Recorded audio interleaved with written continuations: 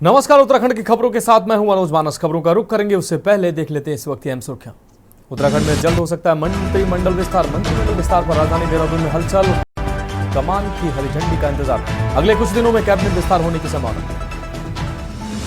CM Dhami ने 15 बसों को किया फ्लैग ऑफ। राजकीय प्राथमिक उच्च प्राथमिक स्कूलों में चलेंगी बसें, क्लस्टर विद्यालयों से परिवहन सुविधा होगी बेहतर। सीएम धामी संभालेंगे प्रेमचंद अग्रवाल के विभाग, वित्त, शहरी विकास समेत 5 विभागों की जिम्मेदारी बढ़ी। मुख्य सचिव ने जारी किया आदेश।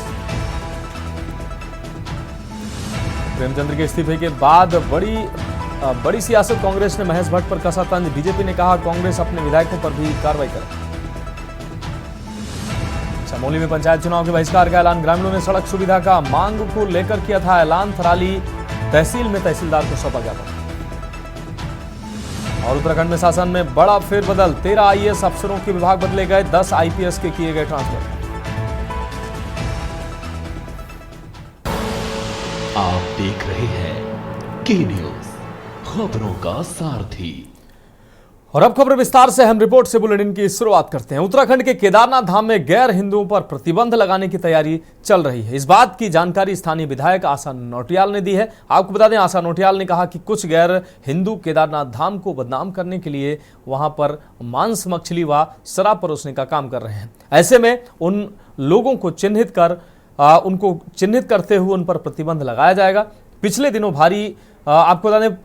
प्रभारी मंत्री सौरभ बहुगुणा ने भी वहां पर तमाम लोगों के साथ बैठक की थी, जिसमें यह सुझाव भी सामने आया था। गैर हिंदू केदारनाथ धाम को बदनाम करने का काम करते हैं, उन्हें चिन्हित किया जाए और उन पर पूरी तरह से प्रतिबंध लगाया जाए। वहीं विपक्षी पार्टियां इससे इत्तेफाक नहीं रखती हैं। कांग्रेस का कहना है कि केदारनाथ विधायक आशा नौटियाल से यह प्रश्न होना चाहिए कि विधायक बनते समय उन्होंने क्या शपथ ली थी।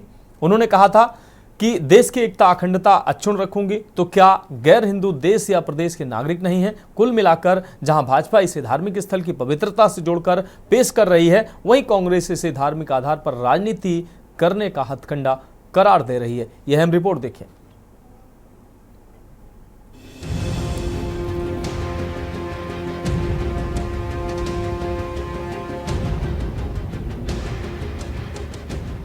केदारनाथ विधायक आशा नौटियाल के बयान के बाद जहां एक और भारतीय जनता पार्टी के तमाम नेता उनका समर्थन या विरोध करने से कतराते हुए नजर आए, वहीं राज्यसभा सांसद नरेश बंसल ने आशा नौटियाल के बयान का समर्थन करते हुए कहा कि स्थानीय लोगों की मांग के आधार पर स्थानीय विधायक ने इस तरह का बयान दिया होगा।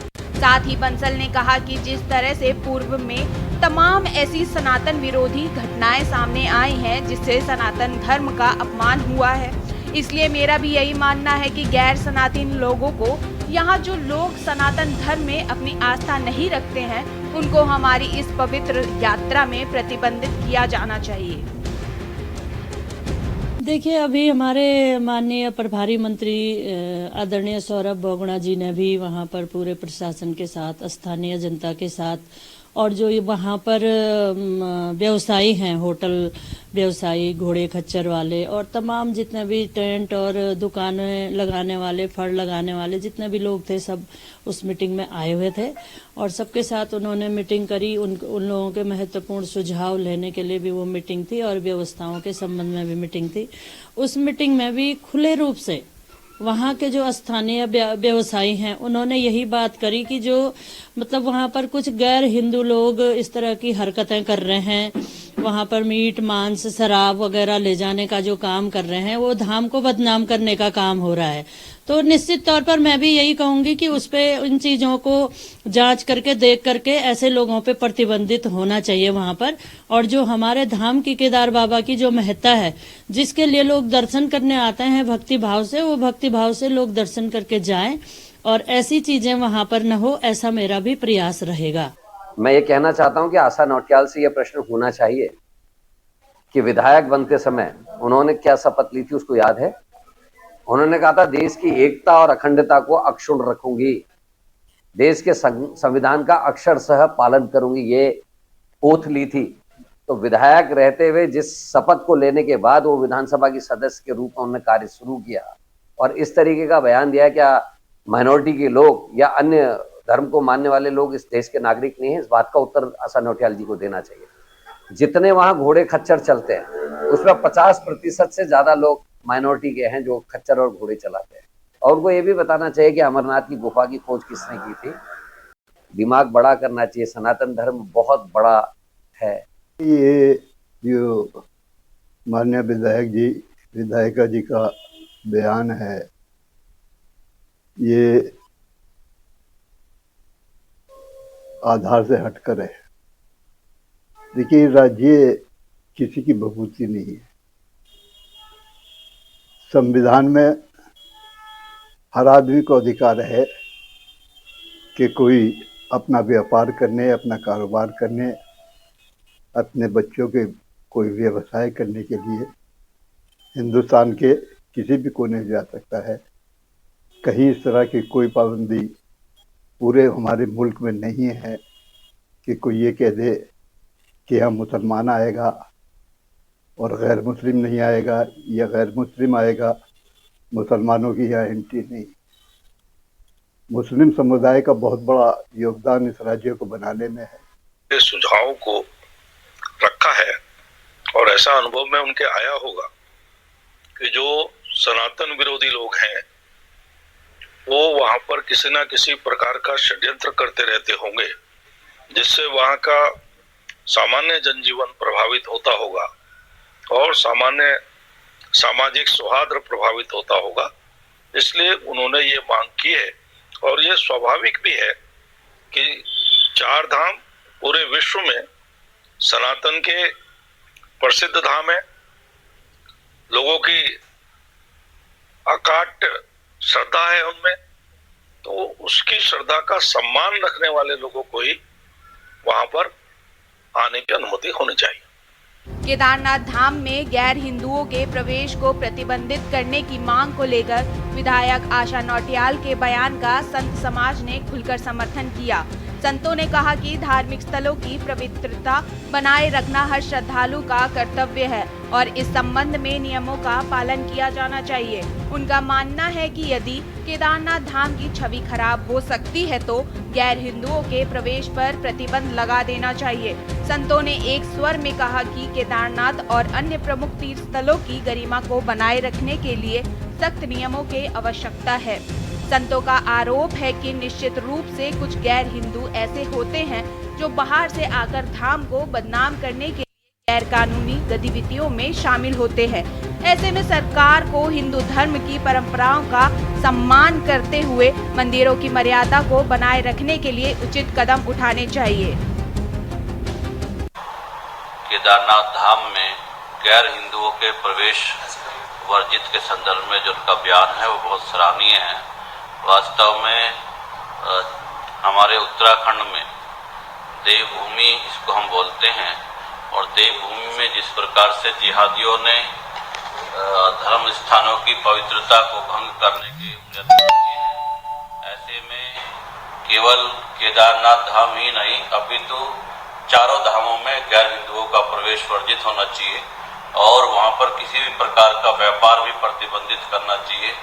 गैर हिंदू व्यापार की आड़ में हिंदू बहन बेटियों को लिविंग जिहाद का शिकार, तो उनको पूरी तरह नियंत्रित करना चाहिए कि हिंदू धार्मिक तीर्थ स्थलों के मार्ग पर व्यापार ना करें। अगर व्यापार करते हैं और आपको लगता है कि व्यापार कराना ही चाहिए तो पहले तो उनका प्रमाण पत्र लेकर के शपथ पत्र लेना चाहिए कि अगर उन्होंने किसी भी धार्मिक आस्था पर ठेस पहुंचाई या धार्मिक आस्था के साथ खिलवाड़ की तो उनके खिलाफ बड़ी कार्रवाई होगी और बड़ी कार्रवाई आर्थिक दंड भी हो सकती है और क्राइम का अपराध के मानते हुए उस कोर्ट की भी कानूनी सजा भी मिलनी चाहिए।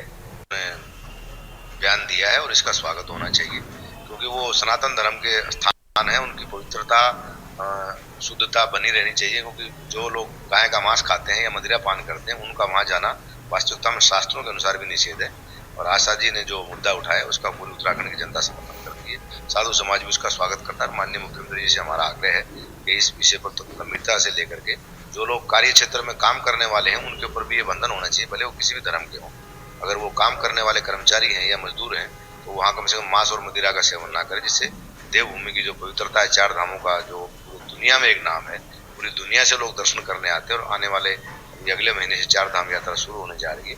तो माननीय जो विधायिका हमारी आशा बहन है, उन्होंने जो मुद्दा उठाया वो स्वागत। इस मुद्दे ने अब सियासी रंग ले लिया है, जहां भाजपा इसे धार्मिक स्थल की पवित्रता से जोड़कर पेश कर रही है, वहीं कांग्रेस इसे धार्मिक आधार पर राजनीति करने का हथकंडा करार दे रही है। दोनों दलों के बीच आरोप प्रत्यारोप का दौर शुरू हो गया है, जिससे यह विवाद और गहराता जा रहा है। केदारनाथ धाम हिंदुओं के सबसे पवित्र तीर्थ स्थलों में से है और हर साल लाखों श्रद्धालु यहाँ दर्शन के लिए आते हैं। ऐसे में इस तरह के विवाद से न केवल धार्मिक भावनाएं आहत हो रही हैं, बल्कि उत्तराखंड की शांत छवि पर भी सवाल उठ रहे हैं।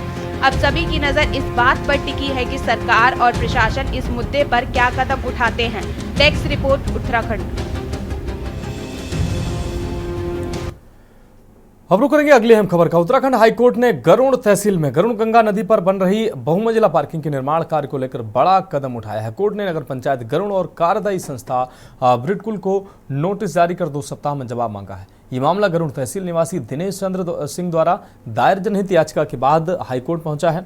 याचिका में 22 करोड़ रुपए की लागत से बन रही पार्किंग को नियमों के खिलाफ और शासनादेश का उल्लंघन बताते हुए आपत्ति जताई गई है। याचिकाकर्ता ने निर्माण कार्य को गांव में स्थानांतरित करने की मांग की है, जिसके आधार पर 7 जून 2024 को जारी आदेश का हवाला दिया गया। मामले की सुनवाई मुख्य न्यायाधीश जी नरेंद्र और न्यायमूर्ति आलोक मेहरा की खंडपीठ में हुई। अब कोर्ट के अगले आदेश का इंतजार है।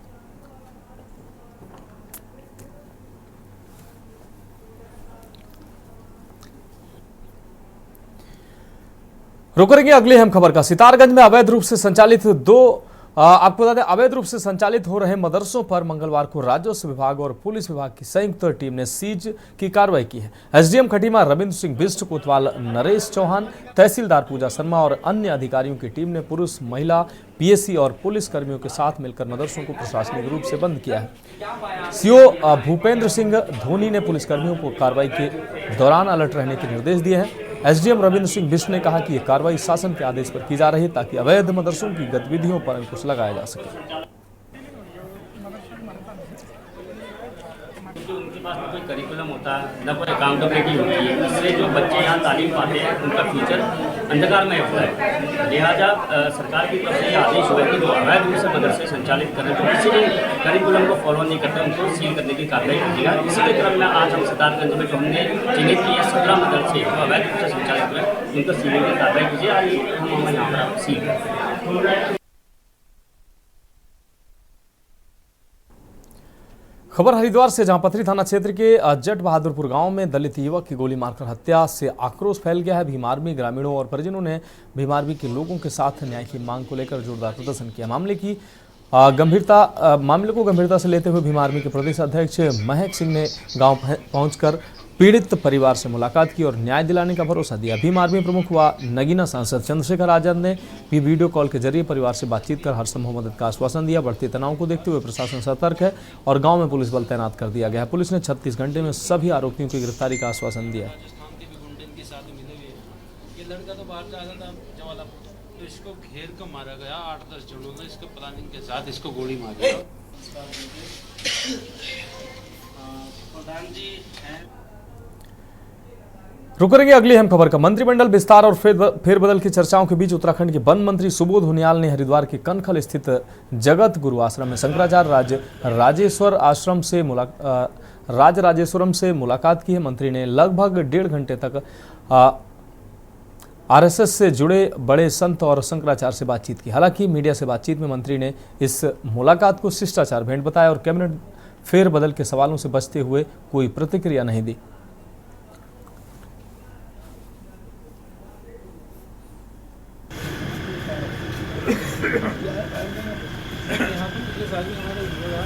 अक्सर मुलाकात होती है, देखिए उनसे प्रेम है और अक्सर आना जाना होता है, उनसे बातें होती रहती हैं। किस तरह की चर्चाएं हुई हैं? देखिए, क्योंकि महाराज जी संघ की पृष्ठभूमि से भी हैं और विद्यार्थी परिषद में भी रहे हैं, तो लिहाजा कभी बात होती है, थोड़ा बहुत राजनीतिक बात हो जाती है, लेकिन ज़्यादातर बातें उनके साथ आध्यात्मिक ही होती है। खबर पौड़ी से है, जहां कांग्रेस नेता प्रताप भंडारी ने दावा किया कि कैबिनेट मंत्री प्रेमचंद्र अग्रवाल का इस्तीफा सरकार के खिलाफ जन आक्रोश का नतीजा है। उन्होंने कहा कि मंत्री प्रेमचंद्र इससे पहले भी अंकिता भंडारी प्रकरण को लेकर गलत बयानबाजी कर चुके हैं। साथ ही एक व्यक्ति को चौराहे पर पीटने को लेकर भी सुर्खियों में रहे थे। इसलिए पहाड़ के लोगों के प्रति अनर्गल बयानबाजी के चलते बढ़ते जन आक्रोश को लेकर भाजपा नेतृत्व को इस्तीफा कराने को मजबूर होना पड़ा। साथ ही उन्होंने जोड़ा कि अमर्यादित बयानों को लेकर विरोध करने के बजाय कुछ लोग मामले को राजनीतिक रंग देकर पहाड़ और मैदान की लड़ाई साबित करने की कोशिश कर रहे हैं। आगे साथ ही उन्होंने कहा कि शिक्षित समाज अमर्यादित आचरण कतई बर्दाश्त नहीं कर सकता। भाजपा के प्रदेश अध्यक्ष द्वारा पहाड़ के आंदोलनकारी को सड़क छाप कहना भी अमर्यादित आचरण का ही हिस्सा है। साथ ही दावा किया कि ये आग अब बुझेगी नहीं, पहाड़ के स्वाभिमान की लड़ाई जारी रखी जाएगी।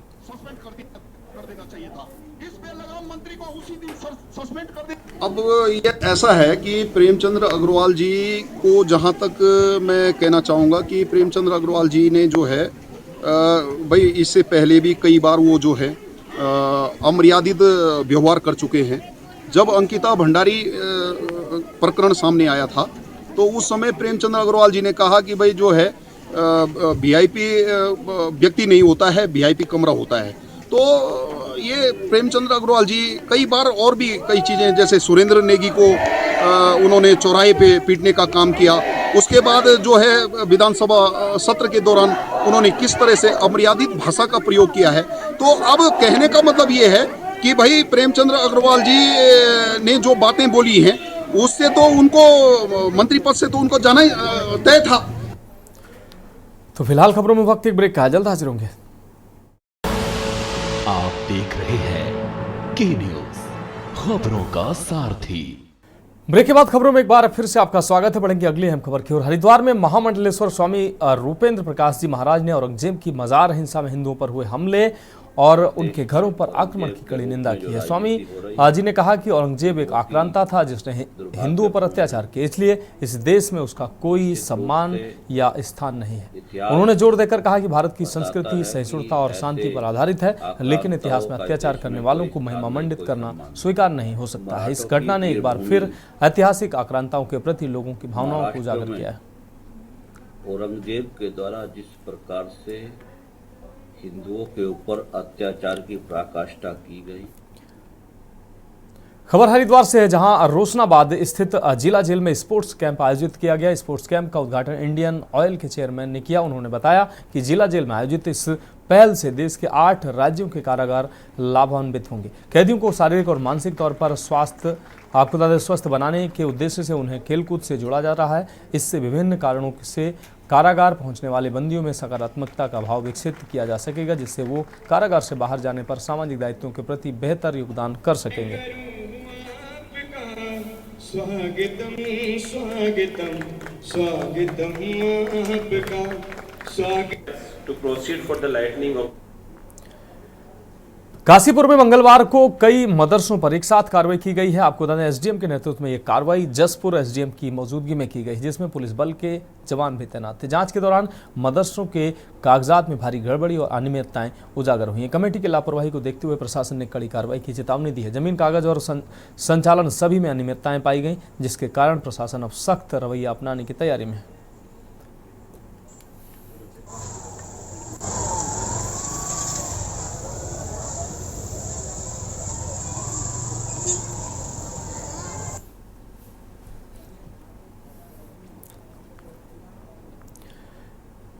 विदेशों में वाहन चलाने का क्रेज अब भारतीयों में भी बढ़ता जा रहा है। वर्ष 2024 में हल्द्वानी परिवहन विभाग की तहत नैनीताल, उधम सिंह नगर और चंपावत जिले के लोगों ने कुल 414 इंटरनेशनल ड्राइविंग परमिट बनवाए हैं।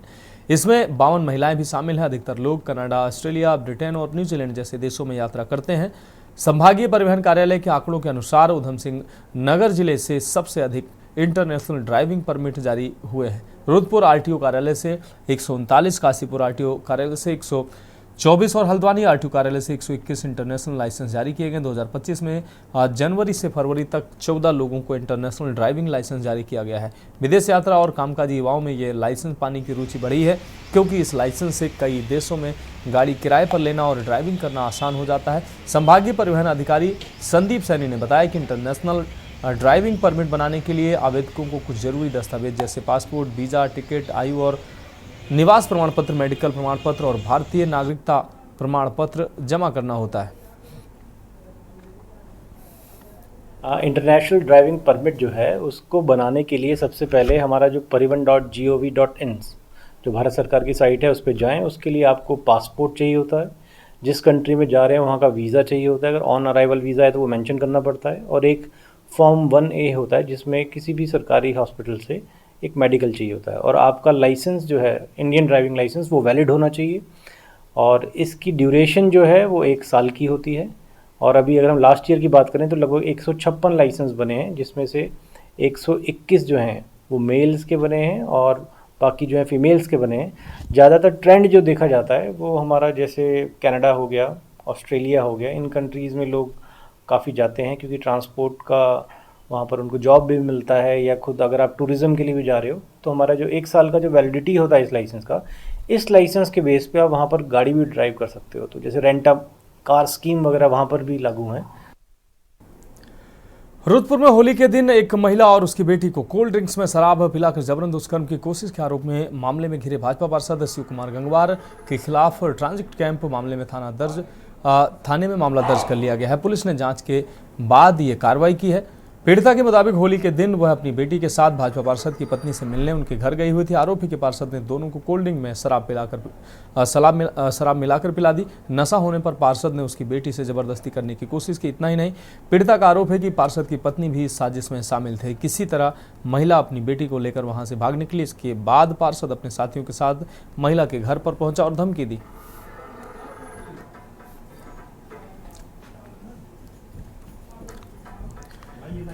अगली खबर हरिद्वार से, जहां वन विभाग की रसियाबड़ रेंज में वनकर्मियों के लिए मानव वन्यजीव संघर्ष रोकथाम और सुरक्षा कौशल विकास पर 1 दिवसीय प्रशिक्षण कार्यशाला आयोजित की गई है। इस दौरान सेवानिवृत्त वन क्षेत्राधिकारी MP बिलजवान ने वनकर्मियों को कैमरा, ट्रैप, स्नेयर, पोल और अन्य रेस्क्यू उपकरणों को सही इस्तेमाल की जानकारी दी। आगे बताया कि 32 वन रक्षकों को 6 माह का विशेष प्रशिक्षण दिया जा रहा है, जिसमें उन्हें अलग अलग वन रेंज में अभ्यास कराया जा रहा है। जनों के लड़के हैं और ये सब इनको 6 महीने का प्रशिक्षण दिया जा रहा है। इनको हम वाइल्ड लाइफ का भी ट्रेनिंग देते हैं, इनको अकाउंट के देते हैं, सर्वे के देते हैं, इंजीनियरिंग के देते हैं, सिल्वीकल्चर के देते हैं, पर्यावरण के देते हैं, सामाजिक वानिकी की देते हैं और कंप्यूटर का भी देते हैं, GPS का सिखाते हैं।